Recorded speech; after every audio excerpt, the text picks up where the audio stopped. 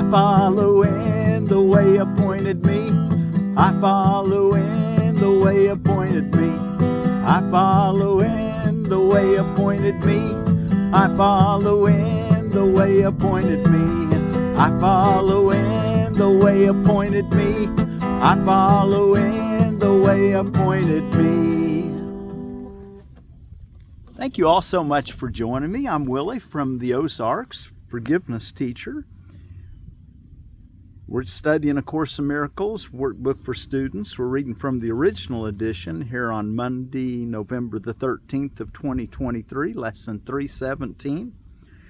I follow in the way appointed me. I follow in the way appointed me. I have a special place to fill, a role for me alone. Salvation waits until I take this part as what I choose to do. Until I make this choice, I am the slave of time and human destiny. But when I willingly and gladly go the way my Father's plan appointed me to go, then will I recognize salvation is already here. Already given, all my brothers, and already mine as well. Oh, well, isn't that something? Here it's already been going on, and all of a sudden we're just the only ones that doesn't know that it's going on. But how do we find out that God's plan is going just perfectly? But when I am willing, I gladly go the way my Father's plan appointed me to go. Then will I recognize salvation is already here, already given all my brothers, and already mine as well. I follow in the way appointed me. The prayer says, Father, your way is what I choose today. Where it would lead me, do I choose to go. What it would have me do, I choose to do. Your way is certain, and the end is secure. The memory of you awaits me there, and all my sorrows end in your embrace, which you have promised to your Son, who thought mistakenly that he had wandered from the sure protection of your loving arms. I follow in the way appointed me. Okay, let's look at our associated reading with today's lesson. What is the last judgment?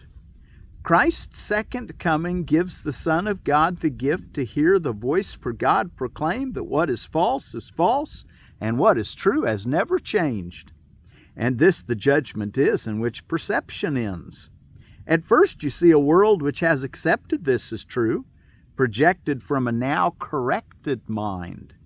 And with this holy sight, perception gives a silent blessing and then disappears, its goal accomplished and its mission done.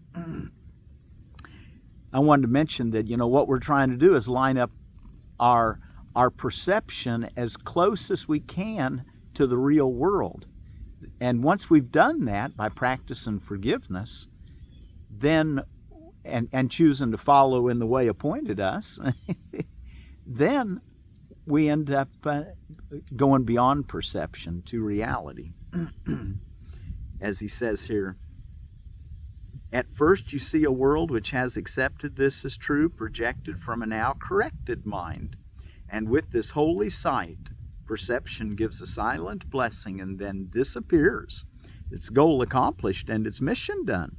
The final judgment on the world contains no condemnation, for it sees the world as totally forgiven, without sin and wholly purposeless, without a cause and now without a function in Christ's sight.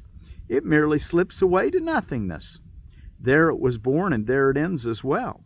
And all the figures in the dream in which the world began go with it. Bodies now are useless and will therefore fade away because the Son of God is limitless. You who believe that God's last judgment would condemn the world to hell along with you, accept this holy truth. God's judgment is the gift of the correction he bestowed on all your errors, freeing you from them and all effects they ever seem to have. Isn't that nice to know? Even the effects that our errors seemed to have, he frees us from them. To fear God's saving grace is but to fear complete release from suffering. return to sanity, security, and happiness, and union with your own identity. God's final judgment is as merciful as every step in His appointed plan to bless His Son and call him to return to the eternal peace He shares with him. Be not afraid of love, for it alone can heal all sorrow, wipe away all tears, and gently waken from his dream of pain the son whom God acknowledges as His. Be not afraid of this. Salvation asks you give it welcome, and the world awaits your glad acceptance, which will set it free. This is God's final judgment. You are still my holy son. This is God's final judgment. You are still my holy son, forever innocent, forever loving, and forever loved, as limitless as your Creator and completely changeless and forever pure. Therefore awaken and return to me. I am your Father, and you are my Son. I follow in the way appointed me. Okay, let's go look in our manual for teachers reading today. And I think we're going to try to get number 8 and 9 read today, just a little over 2 pages. 8 being, how can the perception of order of difficulties be avoided? And let's look at what all's going on around the world today. It's Actors Day, National Indian Pudding Day. Indian pudding is baked custard with milk, butter, molasses, eggs, spices, and cornmeal. And the name was likely derived, Indian pudding, because of the cornmeal. Let's see, National Moms and Dads Day. And I wanted to take just a moment on Moms and Dads Day and thank my mom and dad who've gone on. But they're the great cloud of witnesses, and I'm sure they can receive my thanks for them. Sam and Evelyn Perkins. Sadie Hawkins Day. And Sadie Hawkins Day was it was from the Al Capp's hillbilly comic Little Abner that he did between 1934 and 1977. And of course Sadie Hawkins is when the woman asks the boy to go on a date. Start a rumor day, and I don't recommend doing that. I mean, we have enough things that aren't true in this world. Let's always rejoice in the truth. Symphonic Metal Day, which is a music that's symphony and heavy metal. World Kindness Day, and of course that ought to be every day, huh? And in our world, the real world, where we're opening up, learning forgiveness, we're knowing how to make it. Kindness is the only thing that comes to us, because that's the only thing we're willing to see. And World Orphans Day. Don't forget the needy, particularly the children. With all the turmoils of the world, many children around the world lost their parents. So let's pray for them and help them as we can. And let's look at a edible landscaping honeysuckle. This is a really interesting honeysuckle that produces berries that you can eat. Berryblue edible honeysuckle, honeysucking, edible or Berryblue edible honeysuckle out of ediblelandscaping.com, and it's a Lonicera kamtschatica is the scientific name. And of course I'll put all that in the description, so I'd encourage you to look at that. And give it a thumbs up if you can. I think that's helpful. I don't usually say that kind of stuff, but I suppose some of you have your bell icon set, or your little bell, so that you get them, because a lot of you listen to these as soon as I post them, which indicates you probably have put the notification, which I appreciate you doing that. I try to get them uploaded a couple, 3 days ahead of time, because sometimes it takes that long for me to get them uploaded. And I like to have them uploaded by the date. Berryblue edible honeysuckle. Berryblue is our pollinator for Indigo Gem, Indigo Treat, and Tundra, also edible honeysuckles. See website for these varieties. If ordering only 2 of the above varieties, make sure one is Berryblue. A 1:5 ratio is fine as long as Berryblue is included. Berryblue is a Russian selection, also called Czech 17. It has an extended flowering period up to 8 weeks, zones 3 through 7. Particularly cold hardy, isn't it?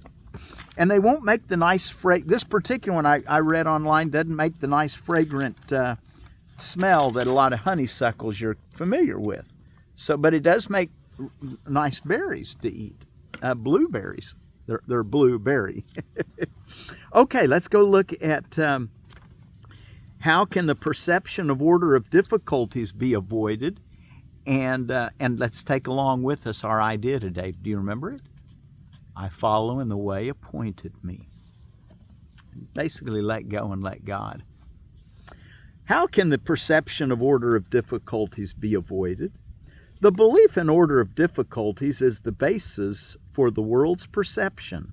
It rests on differences, on uneven ground and shifting foreground, on unequal heights and diverse size, on varying degrees of darkness and light, and thousands of contrasts in which each thing seen competes with every other in order to be recognized. A larger object overshadows a smaller one. A brighter thing draws the attention from another with less intensity of appeal. And a more threatening idea, or one conceived of as more desirable by the world's standards, completely upsets the mental balance.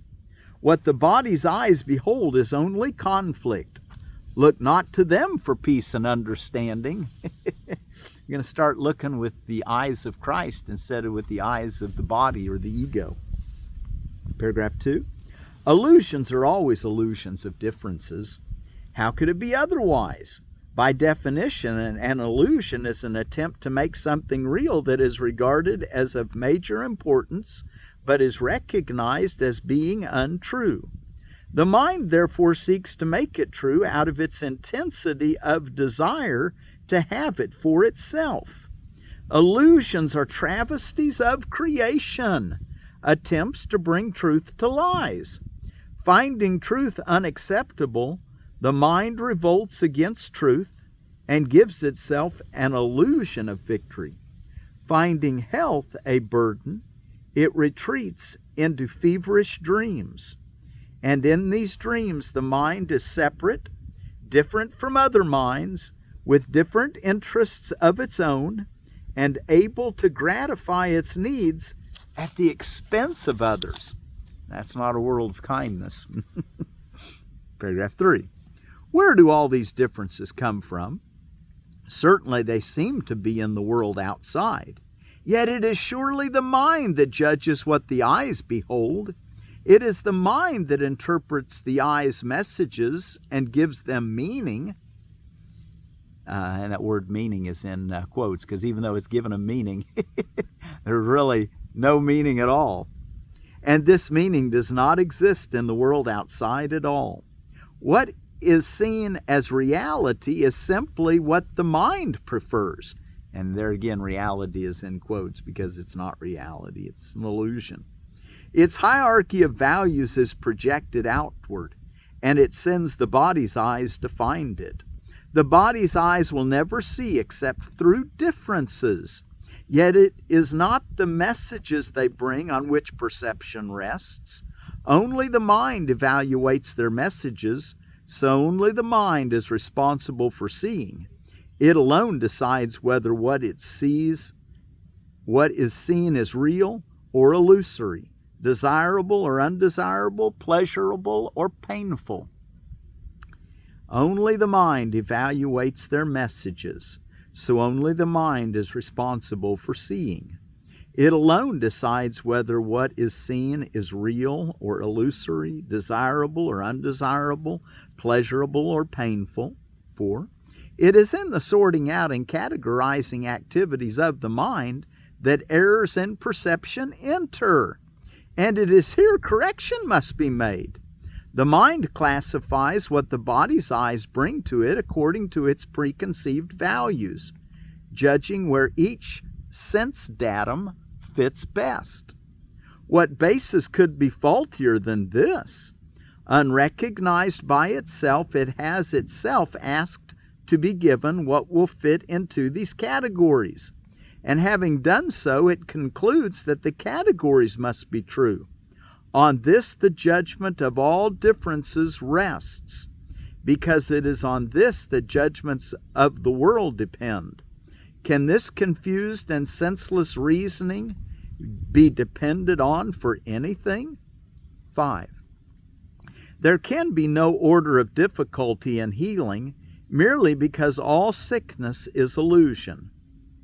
There can be no order of difficulty in healing. Remember, that was one of our 50 principles of miracles. There can be no order of difficulty in miracles.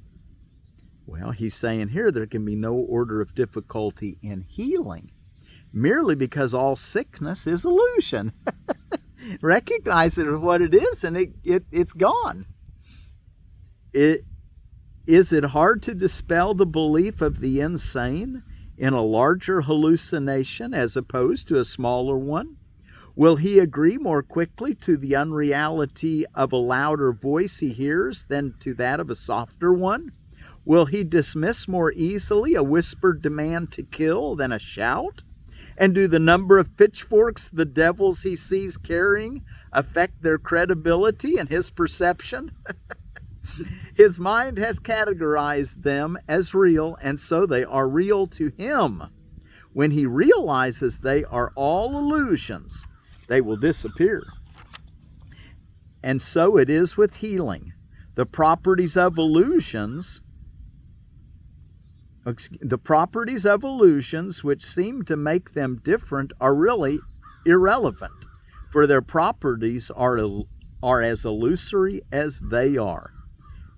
And paragraph 6, the last paragraph of this section, the body's eyes will continue to see differences, but the mind which has let itself be healed will no longer acknowledge them. There will be those who seem to be sicker than others, and the body's eyes will report their changed appearances as before, but the mind will put them all in one category. They are unreal. This is the gift of its teacher. Teacher capitalized, Holy Spirit. This is the gift of the mind's teacher. The understanding that only two categories are meaningful in sorting out the messages the mind receives from what appears to be the outside world. And of these two, but one is real. Just as reality is wholly real, apart from size and shape and time and place, for differences cannot exist within it, so too are illusions without distinctions. The one answer to sickness of any kind is healing. The one answer to all illusions is truth. And let's go ahead and look at number 9. It's only 2 paragraphs long. It's titled, Are Changes Required in the Life Situation of God's Teachers? Are changes required in the life situation of God's teachers? Changes are required in the minds of God's teachers. Changes are required in the minds of God's teachers. This may or may not involve changes in the external situation. Remember that no one is where he is by accident. Remember that one. Remember, no one is where he is by accident, and chance plays no part in God's plan. It is most unlikely that changes in his attitudes would not be the first step in the newly made teacher of God's training. There is, however, no set pattern, since training is always highly individualized. There are those who are called upon to change their life situation almost immediately, but these are generally special cases. By far the majority are given a slowly evolving training program in which as many previous mistakes as possible are corrected. Now, he does allow for the miracle, something that will happen and speed time along. But he says, generally speaking, we evolve or awaken or come into reality a step at a time. So do your lessons is the reason I wanted to tell you that. That's what makes for quick growth in this world.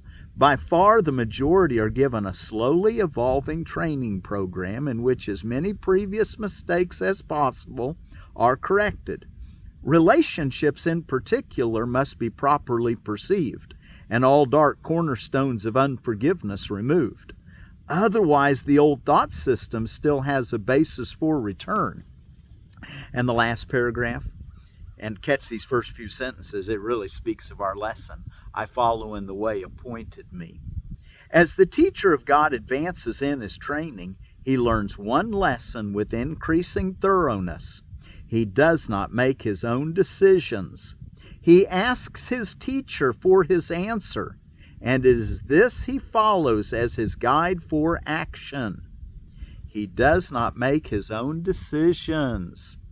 He asks his teacher for his answer, and it is this he follows as his guide for action. I follow in the way appointed me, today's lesson. This becomes easier and easier as the teacher of God learns to give up his own judgment. The giving up of judgment, the obvious prerequisite for hearing God's voice, is usually a fairly slow process. Not because it is difficult, but because it is apt to be perceived as personally insulting. The world's training is directed toward achieving a goal in direct opposition to that of our curriculum. The world trains for reliance on one's judgment as the criterion for maturity and strength. Our curriculum trains for the relinquishment of judgment as the necessary condition of salvation. Wow, catch that. The world trains for reliance on one's judgment as the criteria for maturity and strength. Our curriculum trains for the relinquishment of judgment as the necessary condition of salvation. Okay, well, let's be sure to do our lesson today. I follow in the way appointed me. And, well, let's look at it once again before we go our way. I follow in the way appointed me. I have a special place to fill, a role for me alone. Salvation waits until I take this part as what I choose to do. Until I make this choice, I am the slave of time and human destiny. But when I willingly and gladly go the way my Father's plan appointed me to go, then will I recognize salvation is already here, already given all my brothers and already mine as well. I follow in the way appointed me. Father, your way is what I choose today. Where it would lead me, do I choose to go. What it would have me do, I choose to do. Your way is certain and the end secure. The memory of you awaits me there, and all my sorrows end in your embrace. And all my sorrows end in your embrace, which you have promised to your Son, who thought mistakenly that he had wandered from the sure protection of your loving arms. I follow in the way appointed me. Okay, well, do the best you can at every hour of the day, telling yourself. I tell you all to do this because I try to do it every hour. And I miss some, but I do the best I can. I try to make them up when I realize that I missed. I aim for the top of the hour, but with me, my schedule doesn't really, I don't have anything that happens on the top of the hour to help me to remember. So I just got to pull my card out and look at it if I forget it. But I try to throughout the day remember. And I give thanks. That's the other thing we want to try to do is find something to give thanks for, smile about. And today, tell yourself, I follow in the way appointed me. Be sure to do your 2 longer practices too.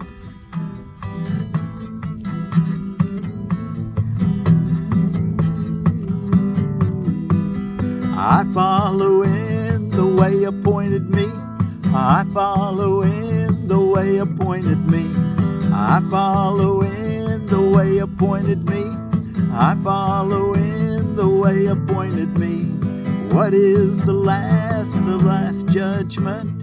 This is God's final judgment. You are still my holy son. You are still my holy son.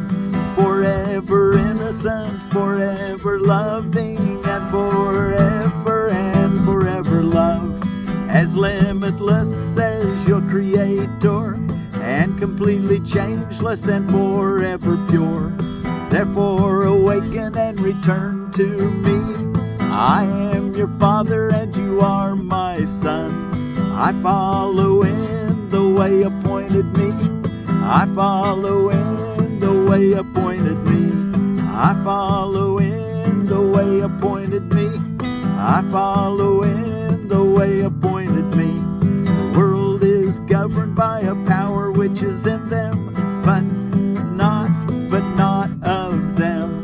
When this power has once been experienced, when this power has once been experienced, it is impossible to trust one's own petty strength again. Who would attempt to fly with the tiny wings of a sparrow, when the mighty power of an eagle has been given him?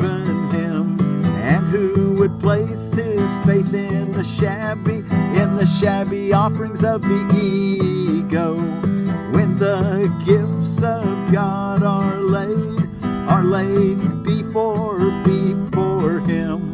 I follow in the way appointed me. I follow in the way appointed me. I follow in the way appointed me. I follow in the way appointed me. I follow in the way appointed me. Peace. I follow in the way appointed me.